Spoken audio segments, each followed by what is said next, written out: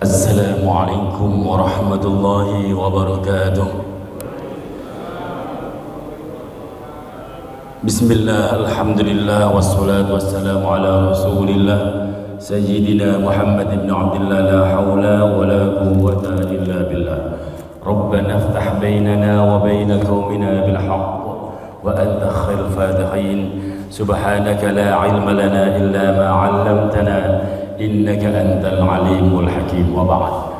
Jamaah salat subuh Masjid Raya Asmaul Husna yang dimuliakan Allah, alhamdulillah, pagi hari ini Allah masih menganugerahkan kita nikmat sehat wal afiyah, jasad dan ruhan, jasmani dan rohani, zahiran wa batinan, zahir maupun batin kita, dengan Islam dan iman, dengan istiqamah dalam taat. Mudah-mudahan kita senantiasa dalam penjagaan Allah Subhanahu wa taala, menjadi orang-orang yang istiqamah dalam beramal soleh, dalam amal soleh, hingga kita termasuk orang-orang yang selamat dunia hingga akhirat. Amin ya rabbal alamin. Alhamdulillah, jamaah yang dimuliakan Allah Subhanahu wa taala, kita sudah memasuki bulan Sya'ban di minggu awal, masih awal-awal bulan Sya'ban. Setelah kita meninggalkan bulan Rajab, kita memasuki bulan Sya'ban. Pagi hari ini sedikit tadi sebelum sholat dibisikin sama Kang Riki, Ustadz ada tema khusus enggak? Baik, saya sampaikan, sebenarnya ini belum jauh tentang esensi dari oleh-oleh di sini. Insya Allah mirip, jangan gitulah. Ini ada contoh sahabat itu ketika mengerjakan suatu ibadah kok masih keliru. Fa'alimni ya Rasulullah, ajarin aku ya Rasulullah, kan begitu. Ada seorang santri, termasuk kita kan kategori orang awam, kita mah bukan ahli, bukan alim, bukan orang yang faham banyak disiplin ilmu. Ketika melakukan ibadah kok ada yang keliru, dan ada orang lebih alim dari kita mengingatkan, menegur kita, ya taslim dong. Apa taslim artinya? Harus menerima. Tolong yang benar seperti apa sih? Gitu dong jawabnya. Jangan maaf-maaf. Karena saya pernah Pak, di satu masjid, kalau ini momentumnya lebih berat Pak, ada 2 kali saya itu. Yang pertama Jumatan Pak. Ketika Jumatan di sebuah masjid, saya sebutkan daerahnya, tapi saya nggak sebut masjidnya ya Pak ya, daerah Cipondoh saat itu, karena memang saya punya gubuk kecil-kecilan di daerah Cipondoh, jadi sering ikut Jumatan wilayah situ. Di satu masjid ada khatib, ketika khutbah baca sholawat kepada Nabi itu nggak pakai nama Muhammad, pakainya langsung kata ganti, domir kalau bahasa fikihnya mah. Jadi Allahumma sholli wa sallim wa barik alaihi wa ala alihi wa ashabihi, gitu kan. Jadi nggak ada Allahumma sholli ala sayyidina Muhammadnya, nggak ada. Saya sekali waktu itu, mungkin saya salah dengar nih. Cobalah nanti di khutbah kedua ada kali nama Muhammadnya. Di khutbah kedua pun sama, sholawatnya nggak ada nama Muhammadnya Pak. Mungkin saya salah dengar lah, mungkin saya nggak dengar. Jadi kapan waktunya lagi, saya Jumatan di situ lagi. Kebetulan dia lagi yang khutbah. Saya simak dari awal. Bener, giliran baca sholawat nggak pakai nama Muhammad. Kemudian saya coba nanya sama temen. Kebetulan temen itu orang pondok, alim. Cuman kebetulan di tengah masyarakat dia nggak ketahuan kalau beliau itu orang alim. Karena apa? Dia itu nukang. Bahasanya kuli bangunan lah bahasa kasarnya. Tapi memang alim. Dia ternyata juga iya sih, kayaknya saya juga memperhatikan gak ada ketika dia baca sholawat nyebut nama Nabi Muhammad. Sebelum kita ngomong, coba cari referensi di kitab-kitab fikih, dari yang paling kecil hingga yang besar dah. Dari levelnya kitab Safinatun Najah, Kasyifatus Saja, Fathul Qorib, Fathul Mu'in, terus Fathul Wahab, Mahalli, terus dibuka. ada enggak rujukan yang salah satu madhab saja mengatakan boleh khutbah bersolawat tanpa nyebut Nabi Muhammad? Ada enggak satu pendapat yang mengatakan boleh? Nyari-nyari Pak, nggak nemu. Akhirnya apa? Pas kajian, kebetulan ada kajian di sana, kiai terkenal ngisi pengajian di masjid itu. Dilalah ya pas ngaji babakan tentang Jumat, ya sekalian nanya, ada nggak kiai referensi, rujukan salah satu pendapat dalam madhab yang mengatakan bahwa membaca sholawat yang merupakan rukun di antara rukun-rukun khutbah tanpa harus menyebut nama Muhammad? Dijawab dengan tegas sama si kiai, tidak ada. Kalau nggak membaca nama Nabi Muhammad, nggak nyebutin nama Nabi Muhammad ketika baca sholawat, sah nggak Jumatnya? Dijawab sama si kiai itu, nggak sah. Alhamdulillah, mateng. Nah, saya bilang, kiai, di masjid ini tuh sering begitu. Ada orang yang marah sekali. Anak muda, siapa yang khutbahnya nggak nyebut nama Muhammad? Tolong sebutkan. Pas yang galak seperti itu, ya orang itu maksudnya loh Pak. Aduh, piye loh. Kan nggak mungkin saya, lu tahu? Nggak mungkin begitu kan saya kan. Ya Allah, ketika saya bisik-bisik sama kiai yang ngajarin, kalau kiainya taslim, iya, nanti saya adakan pembekalan lagi untuk para khotib di sini biar nggak keliru lagi. Karena Pak, resikonya berat Pak. Lah kalau khutbahnya nggak sempurna, rukun khutbahnya sah nggak? Nggak sah. Kalau khutbahnya tidak sah, jumatannya gimana? Merembet Pak. Ini bukan main-main. Makanya saya perlu mengingatkan, lah giliran diingetin, marahnya nggak ketulungan Pak. Yang tadinya Aziz itu udah dijadwalin untuk khutbah juga di masjid itu, dicoret namanya. Alhamdulillah, nggak ngaruh kata saya. Yang penting saya udah menyampaikan sesuatu yang hak, yang benar. Yang kedua, kejadian yang mirip-mirip, kalau ini imam, ya memang repot Pak, kalau di masyarakatnya udah kesebutnya ustadz.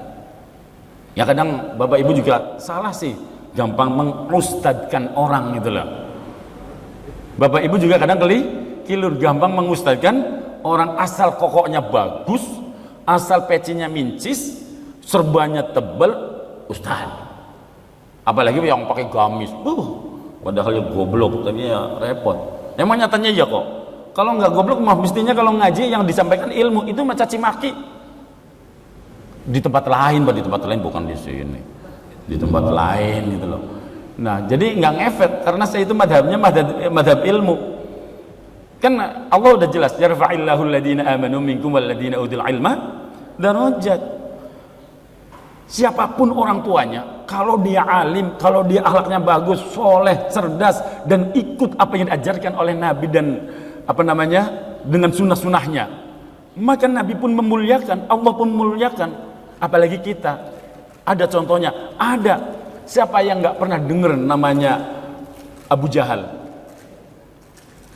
Amr bin Hisham nama aslinya, lakobnya, julukannya Abu Jahal. Tahu namanya anaknya Abu Jahal siapa? Ikrimah bin Abu Jahal. Anaknya Abu Jahal, siapa yang nggak dengar kejahatannya Abu Jahal? Punya anak namanya Ikrimah.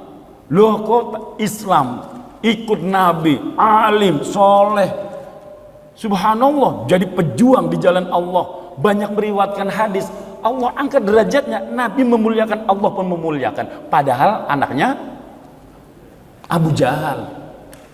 Itu loh. Tapi anaknya Nabi Nuh, anaknya Nabi gitu loh Pak. Anaknya Nabi. Ya bunayya kam ma'ana, hai anakku, ayo melu naik ke atas perahu. Enggak, hari ini enggak ada yang selamat kecuali orang-orang yang memperoleh rahmatnya Allah. Enggak mau. Aku tidak akan ikut engkau wahai ayahku. Aku akan lari di atas gunung dan air bah itu tidak akan sampai ke atas gunung. Udah diingetin, enggak ada yang selamat hari ini kecuali orang-orang yang memperoleh rahmatnya Allah, ngeyel, tetap aja lari. Apa yang terjadi? Di depan penglihatannya Nabi Nuh, anaknya disapu oleh gelombang, wus, mati. Protes Nabi Nuh, gimana jika seorang ayah lihat anaknya mati di depan mata dalam keadaan seperti itu. Protes, ya Rabb, itu kan anakku. Dijawab oleh Allah, innahu laisa min ahlik, innahu amalun ghairu salih. Anakmu itu bukan termasuk keluargamu. Karena apa? Perilakunya bukan perilaku orang-orang soleh. Nah, ini contoh kedua. Sekelas anaknya Nabi, kalau nggak soleh, kalau nggak taat, kalau nggak manut tuntunannya orang tuanya, ya nggak selamat. Kan gitu, Pak. Jadi kalau saya mengatakan tadi, prinsip tadi, nggak peduli anaknya siapa, anaknya orang tani ke, tukang kayu ke, anaknya tukang apapun lah. Tapi kemudian alim, soleh, akhlaknya bagus, ya wajib dimuliakan. Wong Allah juga udah menegaskan, yarfa'illahu alladhina amanu minkum walladhina utul ilma darajat. Nah, hari ini banyak orang ketika salah diingatkan itu marah, Pak, kalau keliru. Apalagi udah kadung kesebutnya ustad, kesebutnya udah tokoh masyarakat, keliru, tambah galak. Wong ngimamin kok bacanya begini, Pak. Maaf, ini yang kedua saya ingatkan, tapi galakan dia daripada yang ngingetin. Siratal ladzina an'amta 'alaihim ghairil maghdubi 'alaihim waladdallin. Kira-kira salah atau salah, Pak? Tadi yang saya baca contohnya begitu, salah atau salah? Banget. Subhanallah, ketika diingatkan, Kang, siratal ladzina an'amta 'alaihim, nggak ada panjangnya, ghairil mahdubi 'alaihim, walau satu ketukan him, nggak boleh him, nggak boleh, atau him, nggak boleh dengung. Loh, galakan dia, Pak, Bu. Malah saya ditanya, kamu anak kemarin sore mondoknya di mana? Digituin saya, Pak. Mondoknya di mana? Ya udah, kalau mau saya nanya tentang mondoknya saya tak pamerin sekalian. Ya kadang sombong sama orang yang sombong itu katanya sedekah, Pak. Kata ustadz yang lain itu loh. Ya sudah, tak sombong sekalian. Saya ngaji itu nggak gemen-gemen. Saya bin nazarnya sama Hadratus Syekh Mbah Umar Saleh Cirebon, pesantren Kempek. Nah, yang ada di Cirebon. Kemudian saya dikit-dikit ya ngabalin Quran, walaupun sealif dua alif, nggak banyak, cuma 30 juz, Pak. Itu di Kudus, Hadratus Syekh Mbah Arwani Amin. Itu tak hafal Quran. Kemudian saya belajar hal yang lain, tabarukan ke Kiai Ahmad Husnan Pekalongan, yo sampai hatam. Lah, yang diingatkan hatam aja nggak pernah, Pak. Ya repot, tapi galakan dia. Baik, jamaah yang dimuliakan Allah Subhanahu wa taala, kembali ke hadis tadi. Fa'allimni ya Rasulullah, ajarin aku ya Rasulullah, salat yang benar itu bagaimana? Maka kemudian diajarkan oleh Rasulullah, idza kumta ila sholati fakabbir, summa qra ma tayassara ma'aka minal Qur'an, summa rka' hatta tatma'inna raqi'an, summa rfa' hatta ta'tadilla qa'iman, summa isjud hatta tatma'inna sajidan, summa rfa' hatta tatma'inna jalisan, summa isjud hatta tatma'inna sajidan, summa fa'al dzalika fi sholatika kullaha. Kata Nabi, hendaklah engkau sholat dengan berdiri yang kokoh, qa'iman, dengan berdiri ketika hendak melaksanakan sholat, fakabbir, kemudian engkau bertakbiratul ikhram, tentu di dalamnya ada niat. Nah, setelah niat, doa iftitahnya dibaca, fatihahnya dibaca, faqra ma tayassara ma'aka minal Qur'an, dibaca tuh Al-Qur'annya. Fatihahnya wajib karena bagian dari rukun. Surat-surat pendek terserah, yang hafal hanya trikul ya nggak apa-apa, trikul, yang penting ya baca surah yang Anda hafal. Tahu trikul, Pak? Ya kulhu lagi, kulhu falak, annas gitu loh. Paling top-topnya kul ya ayyuhal kafirun. Ya lumayan, yang penting sholat. Nah, kemudian rukuklah engkau hatta tatma'inna. Kalau rukuknya itu yang sempurna hingga tumakninah. Kan banyak orang sholat itu, Pak, gerakannya terlalu cepat. Dari gerakan ruku ke i'tidal kemudian sujud. Kadang orang nggak sadar gerakan i'tidalnya, tangan belum sempurna berhenti sudah sujud itu Pak. Nah itu kadang hilang tumakninahnya. Bahayanya apa? Kalau nggak ada tumakninahnya, ancamannya sholatnya itu nggak sempurna Pak. Bahkan disebutkan di sini aswa'an nas dalam hadis yang lain. Aswa'un nasi, sejahat-jahatnya orang adalah sariqatan alladhi yasriqu min sholati. Sejahat-jahat pencuri adalah yang mencuri sholatnya Pak.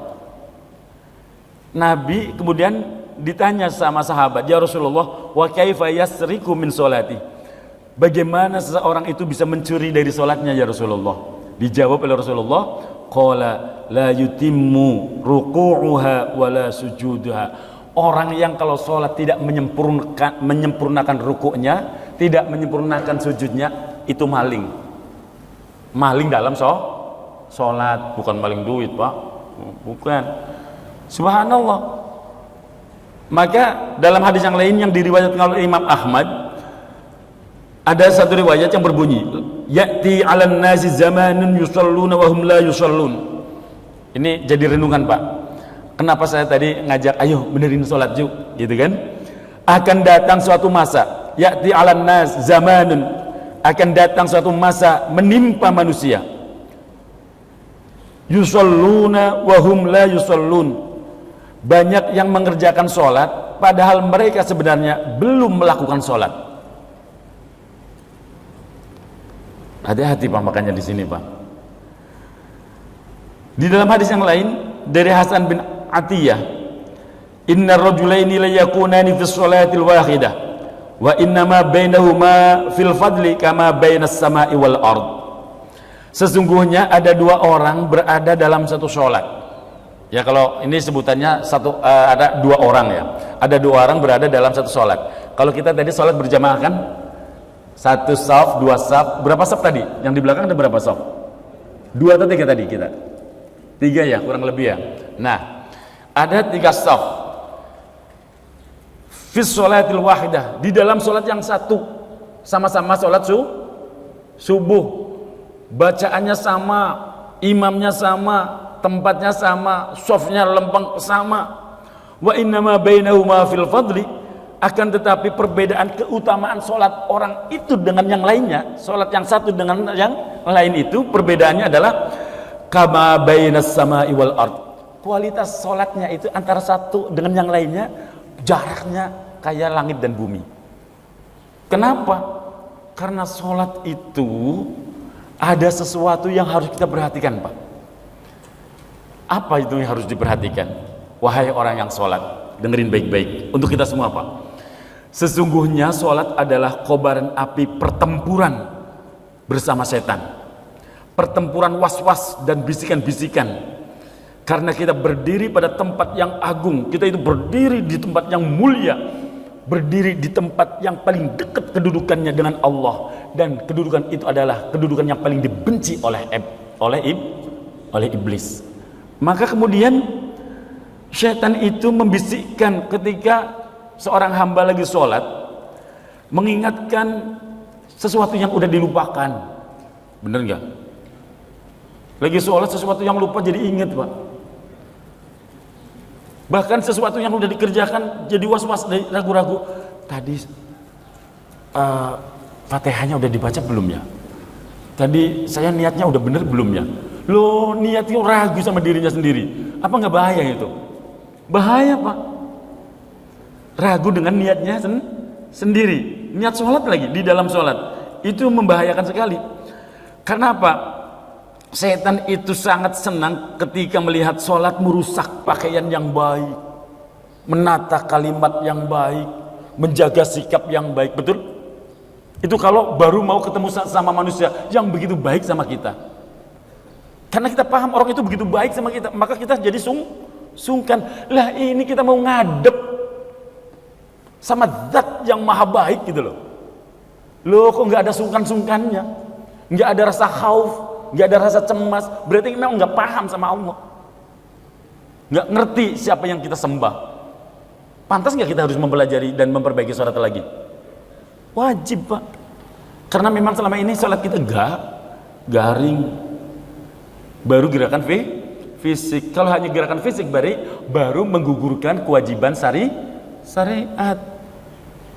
Ya secara syariat udah sholat, udah gugur kewajibannya. Tapi apa sampai di situ tok? Ya jangan. Apa gunanya ngaji setiap hari kalau nggak ningkat kualitas sholat kita? Betul Pak Haji? Iya, harus naik dong. Baik, hati harus hadir di dalam sholat. Kehusyuan hati membuat sholat menjadi lebih bermakna, dan itulah yang menjadi sholat kita diterima di sisi Allah Subhanahu wa Ta'ala. Dan yang keempat itu apa yang harus kita hadirkan di dalam sholat? Ruh kita diajak sholat, Pak. Aspek spiritual. Ruh adalah inti dari koneksi spiritual. Melalui ruh kita bisa merasakan nikmatnya sholat, nikmatnya berkomunikasi dengan Allah Subhanahu wa Ta'ala. Jamaah yang dimuliakan Allah Subhanahu wa Ta'ala, ini penting untuk saya ingatkan pada diri saya sendiri, karena sebenarnya kalau ngaji begini, saya itu bukan ngajarin Bapak Ibu, saya itu lagi belajar untuk diri sendiri. Jangan sampai jarkoni. Tahu jarkoni, Pak? Ngajar tapi orang lakoni, bahaya itu. Kena khitab lima taquluna ma la taf'alun, kabura maqtan indallahi an taqulu ma la taf'alun. Ayo, kenapa saya harus mengingatkan ini di momentum setelah lepas bulan Rajab? Karena baru ketemu ngajinya hari ini, pas sudah masuk bulan Sya'ban. Dan bulan Sya'ban adalah Sya'banun syahru tadhhiril qulub qabla dukhuli dhaifil layfi Ramadan. Bulan Sya'ban adalah bulan membersihkan hati sebelum datangnya tamu Allah yang agung, yakni bulan Rajab. Ya Allah, jamaah yang dimuliakan Allah Subhanahu wa Ta'ala, penting kita memperbaiki sholat, karena sholat ini adalah tempat di mana kita bisa memposisikan seorang hamba dekat dengan Allah Subhanahu wa Ta'ala. Alaika bikasratis sujud, alaika bikasratis sujudi lillah, fa innaka la tasjudu lillahi sajdatan illa rafa'akallahu biha darajatan wa hadha'anka biha khati'atan. Hendaklah engkau memperbanyak sujud. Maksudnya apa? Memperbanyak sujud itu bukan ujuk-ujuk sujud, memperbanyak sholat kepada Allah Subhanahu wa Ta'ala. Karena tidak engkau memperbanyak sujud, karena Allah, melainkan Allah akan meninggikan derajat dan menghapuskan dosamu. Aqrabu ma yakunul abdu mir rabbi fahuwa sajid. Keadaan paling dekat-dekatnya seorang hamba dari Tuhannya adalah ketika dia dalam keadaan sujud.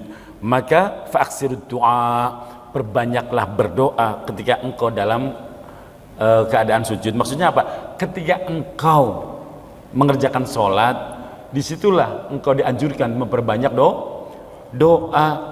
Nah, sholat juga menjadi media untuk komunikasi dengan Allah. Imam Hasan Al-Basri mengatakan, barang siapa berkeinginan Allah mengobrol kepadanya, maka bacalah Al-Quran. Dan barang siapa ingin mengobrol dengan Allah, maka sholatlah. Perhatikan kalimatnya, jangan kebalik-balik, Pak. Saya ulangi lagi kalamnya Imam Hasan Al-Basri. Kata beliau, barang siapa berkeinginan Allah berkomunikasi atau diskusi, atau bahasa di sini maknanya malah ngobrol, Pak, kepadanya, maka bacalah Al-Quran. Dan barang siapa ingin komunikasi dengan Allah, maka kerjakanlah sholat. Nah, bahkan sholat ini, jamaah yang dimuliakan Allah Subhanahu wa Ta'ala, adalah salah satu cara memantaskan diri agar layak memperoleh syafaatnya Nabi, Pak. Bener nih, ada hadisnya, Pak. Diriwayatkan dari Hisam bin Amr. Ini kalau sanad hadisnya dibaca kepanjangan lah. Intinya dari Rabi'ah bin Ka'ab radhiyallahu an. Beliau berkata, kuntu abitu ma'a Rasulillah sallallahu alaihi wasallam. aku itu pernah bermalam bersama Rasulullah sallallahu alaihi wasallam. Atihi biwudu'ihi wa bihajatihi. Aku yang melayani beliau, menyiapkan air untuk wudu dan untuk hajat-hajat yang lainnya. Nah, kemudian faqala salni, wahai Rabi'ah bin Ka'ab, kata Nabi, mintalah sesuatu dariku, salni, mintalah sesuatu dariku wahai Rabi'ah. Faqultu murafaqataka fil jannah. Aku enggak minta apa-apa ya Rasulullah, aku hanya minta jadikan aku temanmu kelak di surga. Nabi kemudian dawuh, au ghairu kadzalik, yang lain selain itu permintaan itu, yang lain aja, jangan minta yang itu. Dijawab, zaka, enggak ada yang lain ya Rasulullah, aku hanya minta itu, pengen jadi temannya di surga. Sampai 3 kali. Yang lain, Rabi'ah, selain itu permintaanmu yang mana? Nggak ada yang lain ya Rasulullah, aku hanya ingin dijadikan temanmu kelak di surga. Apa jawabannya Nabi? Fa'inni ala nafsika bikasratis sujud. Kalau begitu, bantu aku wahai Rabi'ah untuk mewujudkan permintaanmu itu dengan apa? Memperbanyak sujud, dengan memperbanyak sholat. Nah, jamaah yang dimuliakan Allah Subhanahu wa taala, salat ini adalah pintu menghadirkan keridhaan Allah dan keridhaan junjungan kita Nabi Agung Muhammad sallallahu alaihi wasallam, agar kita layak memperoleh syafaatnya beliau insya Allah. Penting sekali lagi. Nah, dan berusahalah kita dalam salat itu levelnya level syukur, Pak. Yang pernah saya ingatkan lagi lah, perbaiki sholat kita ke level ungkapan syukur. Karena apa? Sholat yang berpondasikan syukur itu indah sekali. Jangankan sholat wajib, saya itu hari ini bawa kitab Tanqihul Qaul. Di dalam kitab ini, Pak, saya nyari-nyari bab tentang fadilah keutamaan sholat fardu itu nggak nemu, tapi nemunya langsung keutamaan sholat sunnah. Kenapa? Kalau sholat fardu memang harus, Pak, wajib. Sudah banyak yang menjelaskan keutamaan-keutamaannya. Tapi yang menjelaskan tentang keutamaan dan mengingatkan kembali pentingnya sholat sunnah itu ya, kadang kita sering harus dibolak-balik diingatkan terus. Wal hikmatu fi masyru'iyyah an-nawafil at-takmilu lil faraid in arada fiha naqsun. Nah, kenapa kita harus meningkatkan sholat? Bukan hanya sholat wajibnya saja, tapi sholat yang mengiringi sholat wajib. Apa itu? Sholat rawatib. Kenapa harus menyempurnakan dengan sholat rawatib? Hikmahnya adalah sholat sunnah itu untuk menyempurnakan sholat fardu jika terjadi kekurangan di dalamnya. Jamaah yang dimuliakan Allah Subhanahu wa taala, apapun keinginan kita, bahkan ketika kita disebutkan di sini dalam kitab Al-Majmu'-nya Imam An-Nawawi, beliau mengatakan melakukan sholat syukur ketika mendapatkan nikmat baru atau sesuatu yang membanggakan, yang menyenangkan, atau terhindar dari musibah, dari bencana atau malapetaka, termasuk perbuatan baik dan dianjurkan. Dan disebutkan di sini dalam kitab Ad-Dinul Khalis juga disebutkan, dan sunnah atau baik bagi orang yang mendapatkan nikmat atau terhindar dari musibah untuk bersedekah atau melakukan sholat sebagai bentuk syukur kepada Allah dengan disertai sujud syukur. Nah, yang paling baik itu sholat 2 rakaat niatin sholat syukur, Pak, syukur nikmat, bukan hanya sekedar ujuk-ujuk sujud gitu. Ya boleh, senangnya langsung sujud syukur boleh, tapi yang paling dianjurkan sebenarnya adalah sholat syukur, sholat 2 rakaat. Makanya kadang jenengan perhatikan nggak, orang yang safar mau menunaikan perjalanan jauh, misalnya mau haji, yang dianjurkan apa? Sholat sunnah safar. Sholat sunnah safar itu terkandung apa maknanya sih? Syukur, Pak. Balik dari perjalanannya jauh, pulang dari perjalanan ibadah haji maupun umroh. Yang paling dianjurkan itu apa sih? Bukan kemudian dijemput keluarga, kemudian salaman saking kangennya, cipika-cipiki, bukan. Sholat 2 rakaat. Itu maknanya apa? Syukur. Subhanallah. Bahkan saking syukurnya Sayyidina Bilal, sahabat Bilal bin Rabah radhiyallahu an. Apa syukurnya beliau? Dianugerahkan nikmat Islam, ketemu Nabi, beriman. Saking syukurnya beliau itu kemudian suatu saat ketika Nabi bermunajat, paginya ditanya, "Ya Bilal, bima sabaqtani ilal jannah, ma dakhaltu al jannah, qattu illa sami'tu khashyataka amami dakhaltul barihah al jannah, fasami'tu khashyataka amami." Kata Nabi kepada Bilal, "Wahai Bilal, kenapa engkau mendahului aku masuk surga? Aku tidaklah masuk surga sama sekali, melainkan aku mendengar suara sendalmu di hadapanku. Aku memasuki surga di malam hari dan aku dengar suara sendalmu di hadapanku. Kenapa kamu ndulin gue?" Nggak bahasa kasawang sekarang mah ya. "Kenapa ndulin aku wahai Bilal?" Bilal bingung. Bilal nggak merasa punya ibadah yang istimewa. Akhirnya apa? Beliau matur pada Nabi, "Ya Rasulullah, ma adzantu qattu illa shallaitu rak'ataini wa ma asabani hadasun qattu illa tawaddatu indaha wa ra'aitu anna lillahi alayya rak'atain." Wahai Rasulullah, aku biasa tidak meninggalkan sholat 2 rakaat sedikit pun. Setiap kali aku berhadas kemudian ambil air wudu, aku wudu, setelah wudu aku membebani diri, mewajibkan atas diri sendiri. Gak ada yang nyuruh, Nabi gak nyuruh, Nabi gak nyontoin, gak ada contoh sama sekali. Ini kelakuan bid'ah nih sebenarnya Pak. Wong Nabi gak nyuruh, gak nyontoin. Tapi sahabat Bilal bahasanya illa tawaddatu indaha wa ra'aitu anna lillahi alayya rak'atain. Aku membebankan diriku dengan sholat 2 rakaat setelah itu sebagai ungkapan syukur Pak. Maka nilai pahalanya subhanallah. Nabi belum masuk ke surga, terumpahnya Sayyidina Bilal, sahabat Bilal sudah kedengeran sampai Nabi, "Kamu duluin saya belum masuk surga, kamu langkahnya udah kedengeran. Apa amalanmu wahai Bilal?" Kalau bahasa mudahnya kan begitu Pak. Ternyata beliau ahli syukur. Makanya Bapak Ibu rahmatullah Allah Subhanahu wa taala, ayo tingkatkan kualitas ibadah kita, wabil khusus ibadah sholat. Ini belum sempat saya akan baca tentang tahap demi tahapnya. Takbiratul ihramnya kita harus seperti apa. Kemudian baca doa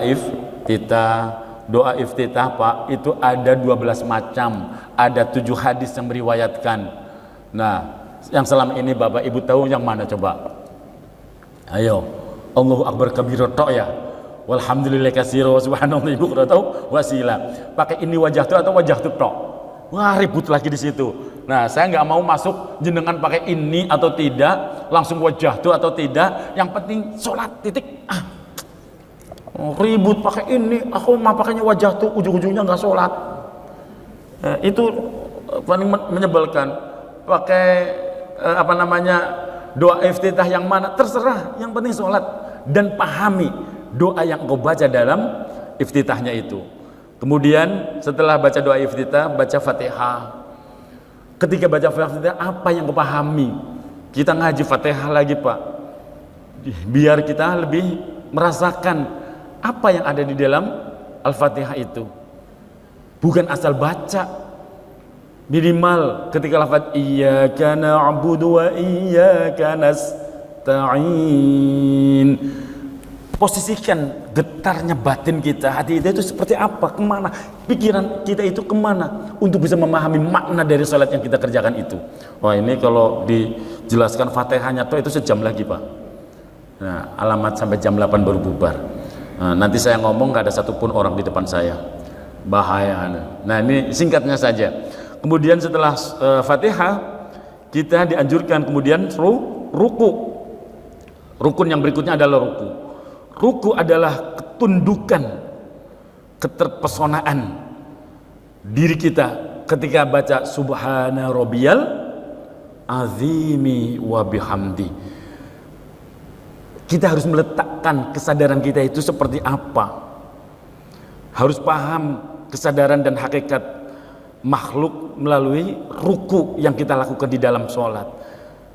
Ingatan kita seperti apa, martabat dan kondisi apa yang harus kita letakkan ketika kita ruku, fana yang seperti apa. Karena fana di dalam ruku itu fana yang pertama, fana awal. Ini fana itu apa lagi, yang lama lagi nih Pak. Ya udah, kemudian bangun i'tidal. Yang dibaca ketika i'tidal apa Pak? Sami'allahu liman. Sami'allah Pak ya? Ya kalau begitu sama, saya juga sami'allah Pak. Takutnya Bapak Allah masih Allahu Akbar. Apa boleh? Boleh. Emang dulunya ya Allahu Akbar Pak. Bangun dari ruku ke i'tidal itu dulunya ya Allahu Akbar. Sebelum ada kejadian yang terjadi pada Sayyidina Ali gara-gara ketinggalan kan. Kemudian Nabi mau bangun i'tidal ditahan. Bukan hanya Nabi yang ditahan, matahari ditahan demi nungguin Sayyidina Ali. Pas masuk masjid, alhamdulillah masih nemu rukuknya Nabi. Nah, siapa-siapa lagi khusyuk, ada orang alhamdulillah, ya kaget, spontanitas dilepas tuh tekanannya malaikat Jibril atas punggungnya Nabi, bisa bangun spontannya. Sami'a Allahu liman hamidah, artinya apa coba? Sami'a ngrungu, liman maring wong, hamidah yang mengucapkan syukur, hamdalah. Sami'allahu liman hamidah, spontanitas. Kemudian dilisensikan. Ya sudah, seterusnya kalau bangun dari ruku pakai sami'allahu liman hamidah. Dulunya ya Allahu Akbar Pak. Baru tahu ya Pak ya? Alhamdulillah, makanya sering-sering ngaji ya. Jamaah yang dimuliakan Allah Subhanahu wa taala. Kemudian baca Rabbana lakal hamdu mil'us samawati wa mil'ul ardi wa mil'u ma syi'ta min syai'in ba'du. Apa yang engkau pahami ketika engkau baca Rabbana, wahai Tuhanku, lakal hamdu, milik engkau ya Allah segala pujian, mil'us samawati, yang meliputi, yang memenuhi langit, wa mil'ul ardi, dan memenuhi bumi, wa mil'u ma syi'ta min syai'in ba'du, dan yang memenuhi segala sesuatu setelah itu. Kembalikan kepada Allah. Itu kalau paham, merinding bagi kita setiap sholat. Minimal gemuruhlah dada kita nggak asal celingak gitu. Sholat Allahu Akbar, ada yang lewat, bening, ya bening sholat. Lihat orang lewat bening, pecicilan. Itu saya Pak. Kalau Bapak Ibu mah insya Allah mirip-mirip. Kemudian sujud. Ketika sujud yang dibaca apa Pak? Subhana rabbiyal a'la. Ya Allah. Ini saya pengen menyampaikan lebih detail Pak, tapi ya kita lewat saja dulu. Kemudian duduk di antara dua sujud yang dibaca Pak. Rabbi firli warhamni wajburni warfa'ni warzuqni wajini wa'afini wa'fu anni. Jeda menuju keterhubungan, introspeksi dan muhasabah, pengakuan kerendahan dan kebutuhan. Di dalamnya ada doa. Rabbi firli, ampuni aku ya Rabb, warhamni, rahmati aku ya Rabb. Terus wajburni, cukupi aku ya Rabb, warzuqni, beri hamba rizki ya Rabb, wahdini, bimbing aku dengan petunjukmu ya Rabb, wa'afini, sehatkan hamba, wa'fu anni, dan ampuni kebodohan, kesalahan dan dosa-dosa hamba. Peneguhan tauhid, ma'rifat, pemantapan ibadah, itulah makna duduk di antara dua sujud. Kemudian tasyahud, itulah makna tertinggi dari Isra dan Mi'raj, dialog antara Nabi kita Muhammad sallallahu alaihi wasallam. At-tahiyyatul mubarakatus salawatut thayyibatulillah. Dijawab oleh Allah, assalamu alayka ayyuhan nabiyyu wa rahmatullahi wa barakatuh. Nabi enggak ego, assalamu alayna wa ala ibadillahis sholihin. Disaksikan oleh penduduk langit, komunikasi yang begitu indah. Maka kemudian penduduk langit bertasyhid, asyhadu an la ilaha illallah wa asyhadu anna Muhammadar Rasulullah. Allahumma salli ala Sayyidina Muhammadin wa ala ali Sayyidina Muhammad. Subhanallah. Ini kalau dipahami dalam kita melaksanakan sholat, insya Allah sholat kita itu lebih nikmat. Maka ada beberapa hal yang harus menyertai di dalam sholat selain 4 tadi, tapi insya Allah dijelaskan, ditambahkan lagi di pertemuan yang akan datang, insya Allah. Karena waktunya sudah cukup, mudah-mudahan apa yang saya sampaikan bisa dipahami, bisa menambah semangat kita, memperbaiki sholat kita. Apalagi momentumnya, kesadaran kita udah mulai naik. Kenapa? Kita udah masuk di bulan Sya'ban, bentar lagi Ramadan. Biar sholat kita lebih bagus, biar sholat kita lebih berkualitas, insya Allah. Amin ya rabbal alamin. Ini saja yang dapat saya sampaikan, mudah-mudahan bermanfaat. Hadani Allah wa iyyakum ajma'in. Kita tutup bersama-sama dengan membaca surah Al-Fatihah. Mohon kepada Allah, kita semuanya yang hadir di masjid ini, keluarganya kita, tetangga kita, lingkungan kita dijaga oleh Allah, dijauhkan dari musibah, dari bala, dari bencana. Mohon kepada Allah Subhanahu wa taala, apapun yang terjadi pada diri kita, jika Allah memanggil kita, mudah-mudahan Allah tetapkan iman Islam kita, tauhid kita, biqauli sabit la ilaha illallah Muhammadur Rasulullah. Mohon kepada Allah, Allah mudahkan urusan rizki kita untuk bekal ibadah kita, ibadah kepada Allah Subhanahu wa taala. Mohon kepada Allah, anak keturunan kita ya Allah dijadikan anak-anak yang ahlul Quran, yang ahli ibadah, yang Allah hiasi dengan akhlakul karimah. Al-Fatihah. A'udzubillahi minasyaitonir rajim. Bismillahirrahmanirrahim. Alhamdulillahirabbil alamin arrahmanir rahim maliki yaumiddin iyyaka na'budu wa iyyaka nasta'in ihdinas siratal mustaqim siratal ladzina an'amta 'alaihim ghairil maghdubi 'alaihim waladdallin amin. Subhanakallahumma wa bihamdika asyhadu an la ilaha illa anta astaghfiruka wa atubu ilaik. Assalamualaikum warahmatullahi wabarakatuh.